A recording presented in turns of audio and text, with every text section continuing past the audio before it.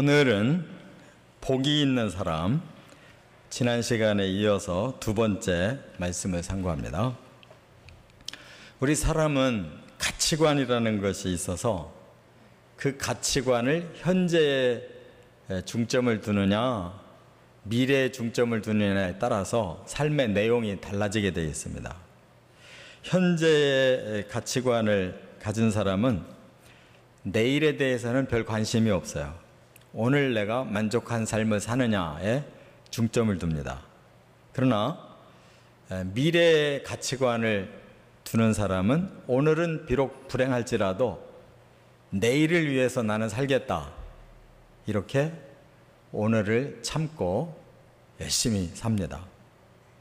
근데 성경의 가치관은 미래의 가치관이 성경적 가치관입니다. 그래서 오늘 본문도 예수님이 이제 팔복을 말씀하신 중에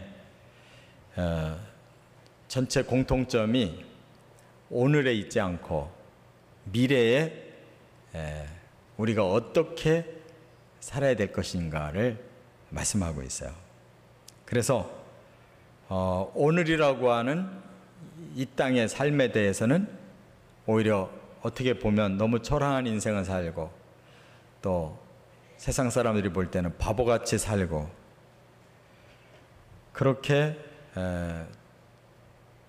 좀 잘못된 삶을 사는 것 같이 보여도 진정한 미래를 준비하는 삶을 살기 때문에 그것이 멀리 보면 지혜로운 것이고 또 길게 보면 진정한 복을 받는 가치관이다 하는 것입니다. 그래서 간단히 이렇게 말씀드릴 수가 있어요. 긴 복을 받기 위해 짧은 활을 선택하는 지혜를 가질 거냐, 짧은 복을 위해서 긴 활을 선택하는 어리석음을 가질 거냐, 그 차이다 이렇게 말씀드릴 수가 있어요. 오늘 이어서 이제 네 가지 복을 더 말씀을 나누는데 한마디로 말하면 하나님도 기쁘시게 해드리고 사람에게도 유익을 주는 삶을 살아라. 그래서 모두를 위한 삶을 살아야 된다는 것, 이게 우리에게 복이다 이렇게 말씀을 했어요. 자, 그래서 네 가지를 한번 살펴봅니다. 첫째는 7절에 보면 긍휼히 여기는 자가 복이 있는 사람이다 이렇게 말씀했는데, 왜냐? 여기 7절에 긍휼히 여기는 자는 복이 있나니 그들이 긍휼히 여김을 받을 것이며 이렇게 말씀했어요. 이 긍휼이라는 단어가 매우 중요한 단어입니다. 이 한자로는 불쌍히 여길 긍자, 구휼할 휼자인데 이 말은 다른 단어로 바꾸면 자비라는 뜻입니다. 자비라는 말은 사랑할 자자에 슬플 비자예요. 사랑하는데 슬프대요. 이건 뭐냐면 상대방이 지금 마땅치는 않지만 그러나 여전히 사랑하고 있다는 것이에요. 그게 긍휼입니다. 그러니까 이것처럼 깊은 사랑이 없어요. 상대방이 좋아서 사랑하는 것은 당연한 겁니다. 근데 상대방이 못마땅한데 슬픈 마음을 가지고 상대방을 사랑한다는 것, 이건 깊은 사랑이 아니면 이렇게 될 수가 없어요. 그래서 가벼운 사랑을 하는 사람들은 상대방이 못마땅하면 사랑이 끝나버립니다. 그러나 슬픔 속에서도 끝까지 사랑할 수 있는 것, 이게 진짜 깊은 사랑이에요. 그래서 상대방에 대해서 마음문을 닫지 않는 것, 그리고 상대방에 대해서 그 상황을 동정하고 이해할 뿐만 아니라 용서까지도 하려고 하는 마음을 품는 것, 이게 긍휼이라는 거예요. 그러나 보통 사람은 이렇게 살 수가 없습니다. 왜냐하면 자아중심이기 때문에 내가 상대방을 위해서 그렇게 손해보고 마음 아파하고 희생할 필요가 없다고 생각합니다. 그렇기 때문에 일반 자연인의 삶은 이 긍휼이라는 게 없어요. 언제든지 내게 손해가 된다면 버리고 또 내 마음에 상처가 된다면 문을 닫아버립니다. 그러나 성경적으로 진정으로 행복한 삶을 살려면 그래서는 안 된다는 거예요. 한번 사랑의 대상자가 됐으면 끝까지 마음문 닫으면 안 된다.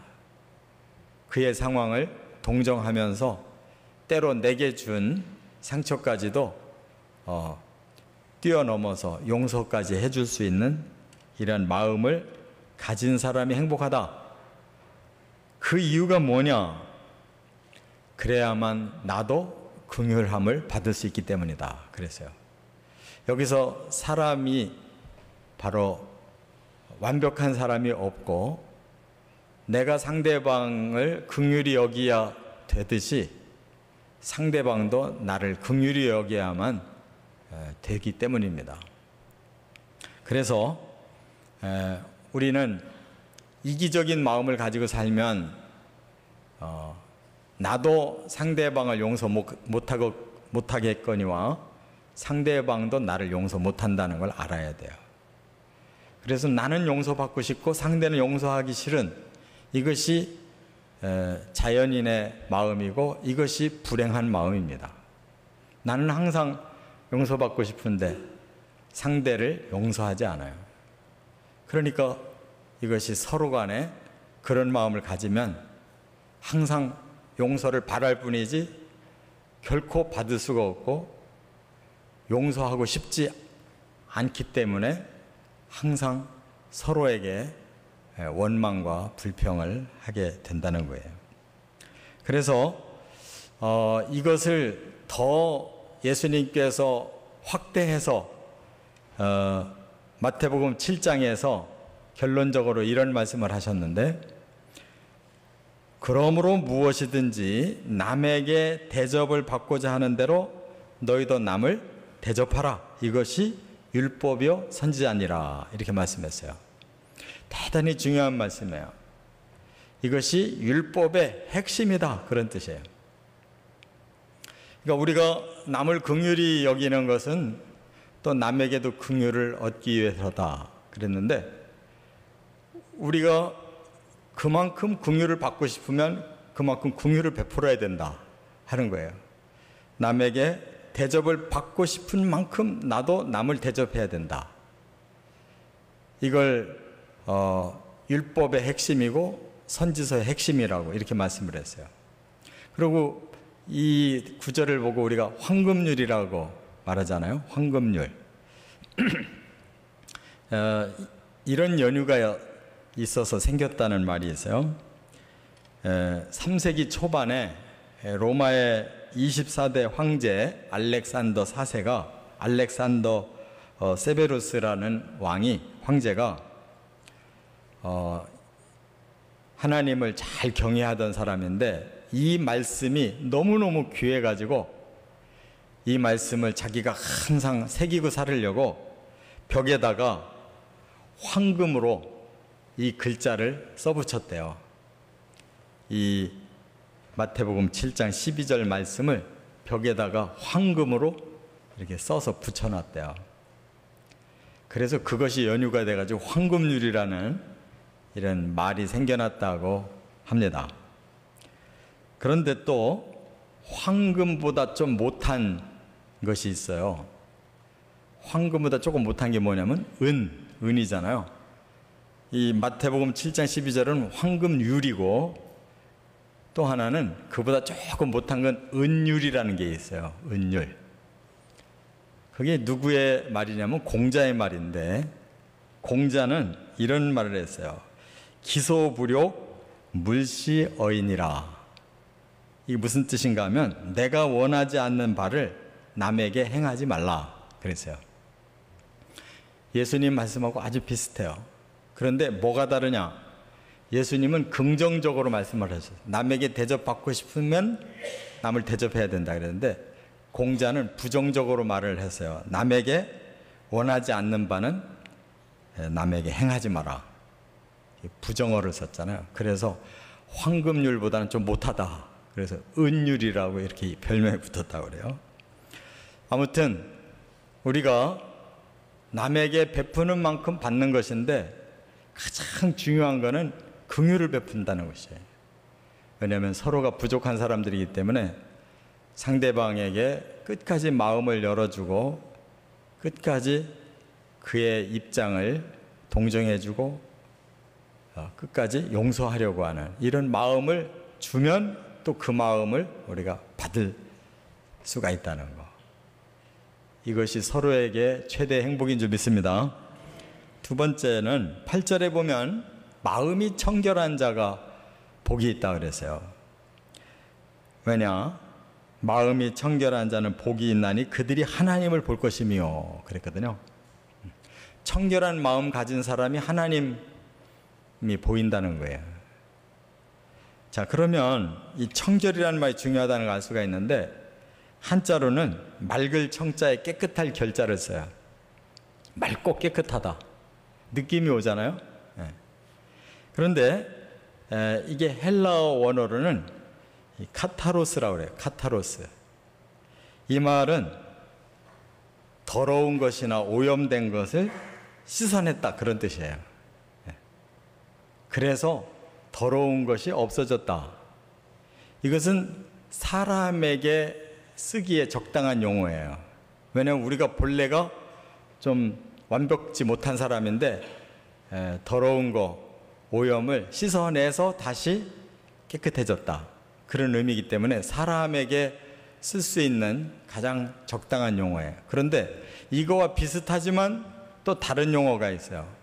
하나님께는 청결이라는 말을 쓰는 게 아니에요. 거룩이라는 말을 쓰는 거예요. 거룩이라는 것은 뭐냐면 차단했다는 뜻이에요. 차단.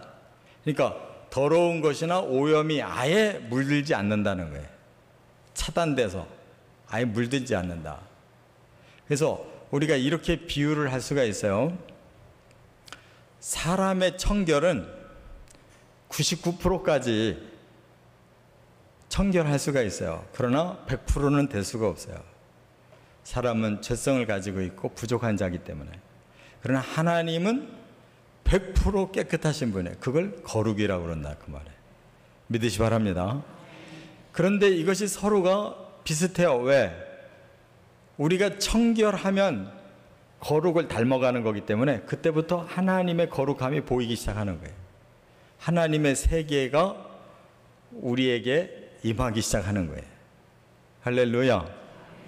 그래서 우리의 청결은 이 금이 순도가 99점 몇 프로? 그렇게 얘기하잖아요. 근데 100%라는 말은 결코 안 해요. 왜냐하면 거기에는 완벽이란 있을 수가 없어요. 물질은. 우리 사람의 마음도 마찬가지로 금과 같이 순도가 높은 청결을 우리가 최선을 다해서 가질 때 하나님의 거룩성을 닮아가는 것이고 하나님과의 영적인 관계가 맺어지기 시작한다. 깨달으시기 바랍니다. 그런데 이 단어에서, 이 헬라어 단어에서 카타르시스라는 단어가 나온 거예요. 카타로스라는 단어에서 카타르시스가 나왔어요. 이건 심리학적 용어인데 이 카타르시스라는 것은 뭐냐면 정화시킨다는 거예요. 정화시킨다. 내내 깨끗하게 더러웠었는데 깨끗하게 만든다는 말이죠. 그렇기 때문에 이걸 심리학적으로는 우리 마음 속에 있는 그러한 마음의 찌꺼기, 마음의 상처, 고통, 이 심적인 병 이런 것을 씻어내는 거, 이것을 카타르시스라고 그래요. 그래서 정화시킨다.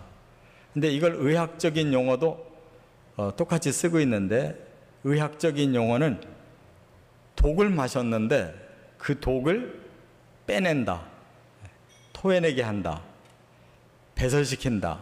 이게 카타르시스예요. 그러면 다시 이걸 영적으로 우리가 돌리면 카타로스는 카타르시스가 되려고 하면 어떻게 해야 되겠어요? 우리의 죄를 하나님 앞에 다 토해내는 거죠. 그게 카타르시스가 되는 거예요. 그래서 청결은 거저 되는 게 아니다. 어떻게 해야 된다? 하나님 앞에 회개해서 나의 죄를 다 토설하고 씻어야 카타르시스가 된다는 거 믿으시 바랍니다. 세 번째, 9절에 보면 화평케 하는 자가 복이 있다고 그랬는데, 왜냐? 화평하게 하는 자는 복이 있나니 그들이 하나님의 아들이라 일컬음을 받을 것이며 그랬어요. 화평하게 하는 사람은 하나님의 아들이라는 말을 들을 거다 그랬어요. 이게 무슨 뜻이겠습니까? 이 화평이라는 말이 대단히 중요해요. 구약에서는 샬롬이에요. 신약에서는 에이레네라고 그래요. 그것은 좋을 때 사이가 좋아서 사이가 좋은 거, 그런 걸 말하는 게 아니에요. 어떠한 환경이든지 그거에 연연하지 아니하는 진정한 마음의 안정감, 안식, 이걸 보고 평화라고 그래요. 그래서 환경이 좋아서 평화로운 거, 그거는 샬롬이나 에이레네가 아니에요. 예수님이 내가 너에게 평안을 주노니 하는 말씀은 환난 속에서도 마음은 안식이 있다는 뜻이에요. 할렐루야. 이런 사람이 진짜 성숙한 사람이라는 뜻이에요. 하나님의 아들이라는 것은 가장 성숙해진 모습을 표현하는 거예요. 우리 그리스도인들이 하나님의 아들이라는 말을 들어야 되는데, 그것은 우리 자신을 성숙하게 만들어서 정말 환난 속에서도 우리의 마음에는 흔들림이 없는 그런 안식, 안정감이 있을 만큼 성숙해져야 된다는 거예요. 그런데 이걸 보통 영어로 피스메이커라고 그러잖아요. 화평케 하는 자. 그러니까 평화는 거저오는 게 아니다. 어떻게? 평화를 만들어내는 것이다. 그 말이에요. 그래서 화평케 하는 자지 화평이 복이 있다라고 말한 게 아니에요. 화평을 만들어내는 사람이 복이 있는 사람이다. 그런 뜻이에요. 원어도 그렇게 돼 있어요. 에이레네와 포이오스라는 두 단어가 합해서 화평케 하는 자라는 뜻이에요. 이 포이오스라는 말이 만들다라는 뜻이에요. 여기 이 피스메이커라는 단어와 똑같아요. 에이레네는 피스, 또 포이오스는 메이커예요. 만들다라는 뜻. 그러니까 우리가 성숙하지 않으면 평화를 만들어낼 수가 없어요. 오히려 평화를, 남이 준 평화까지도 미숙한 사람들은 깨뜨리잖아요. 그래서 가정도 마찬가지고 어느 공동체든지 거기에 몇 사람이 함께 모이면 거기에는 트러블 메이커가 있고 피스 메이커가 있어요. 그 사람이 오면 자꾸 싸움이 생기고 이 뭔가 공동체가 뭉쳐지질 않는 그런 사람이 있어요. 그는 굉장히 미숙해서 그런 거죠. 그러니까 환난 속에서도 평화를 만들어내는 사람이 성숙한 거예요. 그래서 성숙한 사람이 그 공동체 안에 들어오면 환난을 다 평화롭게 잠재워 줄 수 있는 힘이 있다는 거예요. 그런 사람은 가장 성숙한 하나님의 아들과 같다는 거예요. 할렐루야. 이게 말로 되는 게 아니에요. 그만큼 훈련을 통해서 성숙해지는 겁니다. 우리의 근본은 트러블 메이커예요. 죄성이 있기 때문에 나를 내세우기 위해서 남을 깎아내려야 되고, 내 의견을 관철시키려면 상대를 꺾어야 되고, 이러한 트러블 메이커일 수밖에 없지만 좀 더 큰 마음을 품고 화합할 수 있는, 나를 죽이고 상대방을 인정해주고, 이러한 훈련이 계속 되어질 때 서서히 내가 있는 곳에 평화가 생겨가는 것이고, 다른 사람에게도 그 평화를 심어줘서 모두가 함께 평화의 복을 누리게 한다는 것. 이게 화평케 하는 자예요. 할렐루야. 끝으로 네 번째는 10절부터 12절에 보면 의를 위하여 박해를 받은 자가 복이 있다 그랬는데, 이 10절에 의를 위하여 박해를 받은 자는 복이 있나니 천국이 그들의 것임이라 그랬어요. 의를 위해 박해받은 자들의 복은 천국이라고 그랬어요. 이 말은 우리가 이 땅에서는 하나님의 그 의를 이루기 위해서 우리에게 많은 손해가 와요. 그러나 그것은 전부 천국에서 보상이 된다, 그런 뜻이에요. 그렇기 때문에 그 뒤에 나로 말미암아 너희를 욕하고 박해하고 거짓으로 너희를 거슬러 모든 악한 말을 할 때 너희에게 복이 있나니, 그걸 당하는 순간은 복이 아니죠. 우리가 욕을 먹고 린치를 당하고 또 음모에 우리가 휘말려서 그냥 우리가 악한 자가 돼버렸어요. 굉장히 괴롭죠. 몸과 마음이 다 괴로워요. 그런데 복이 있다라는 건 그 시간에 복이 있는 게 아니에요. 그거를 참고 견디고 있을 때 후에 거기에 대한 복이 오는데 그게 보상이에요. 뭐라고 그랬느냐? 기뻐하고 즐거워하라. 하늘에서 너희의 상이 큼이라. 너희 전에 있던 선지자들도 이같이 박해하였느니라 그랬어요. 우리가 성경에 그 내용으로 들어가 보면 당대에 복을 받고 산 사람이 있고 당대에 박해를 받고 욕을 먹고 그리고 힘든 죽은 사람들이 있어요. 그런데 예수님은 그 선지자들이 그 시대에는 그렇게 살았지만 그들은 천국에서 복을 받았다. 어떤 복을? 하늘에서 그들의 상이 크다. 큰 상을 받았다. 그런 말씀이에요. 그렇기 때문에 이것은 철저히 미래의 복입니다. 천국 가서 우리가 받을 복이에요. 그래서 이 땅에서 조금 주를 위해서 고난받았다고, 조금 손해봤다고, 때로 희생이 됐다고 뭐 이 땅에서 금방 다 보상받으리라, 절대 그렇지 않아요. 여러분, 얼마나 많은 그리스도인들이 이 땅에서 정말 개죽음을 당했는지 몰라요. 그리고 나라나 민족을 위해 의롭게 사는 사람들의 후손이 결코 잘되지 못하는 예를 우리가 많이 봐요. 오히려 그 시대를 약삭빠르게 그렇게 타협하고 사는 사람들이 그 자손들까지도 그냥 떵떵거리고 사는 것이 사실은 현실이에요. 그러면 이건 억울한 일이잖아요. 억울하다고 의를 포기하면 안 돼요.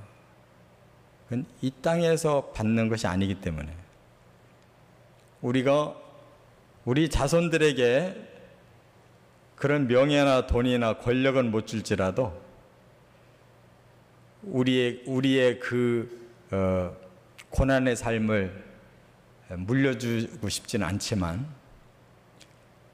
그것이 진정으로 하나님께서 주시는 복의 방법이라는 사실을 우리가 깨닫는다면 부모의 마음으로는 그러고 싶지 않아도 하나님의 뜻은 그렇다는 것을 우리가 그들에게 이해시켜야 돼요. 그래서 같은 길을 가는 것이 이 땅에선 불행해 보여도 우리가 하나님 나라에 가서 만날 때는 최고의 복을 받게 하는 길을 그들에게 보여준 것이라는 말씀을 우리가 깨달아야 돼요. 그래서 예수 믿는 사람들은 이 땅에서 뭘 얻겠다고 하는 것은 그는 진정한 복이 아니라는 걸 깨달아야 돼요. 아무리 떵떵거리고 내놓으라는 듯이 살아도 그들이 진짜 복을 받는 건 결코 아니다. 오늘 본문에 분명히 긍휼히 여겨야 되고 마음이 청결해져야 되고 화평을 만들어내야 되고 의를 위해서 박해를 받고 온갖 모욕을 당해도 참고 때로는 순교까지 해야 되는 일은 이 땅에서 행복하려고 하는 게 아닙니다. 이 땅에서는 바로 그러한 수고와 고통을 우리가 사서 하는 것이에요. 그러나 천국에서는 반드시 거기에 대한 하나님의 칭찬과 상이 크다는 사실을 의심 없이 믿고 그 길을 끝까지 갈 때 받는 복임을 깨달으시기 바랍니다. 이처럼 오늘의 가치관을 둔 것이 아니라 천국의 가치관을 두고 최종 승리를 거두는 저와 여러분 되시기를 주의 이름으로 축원합니다.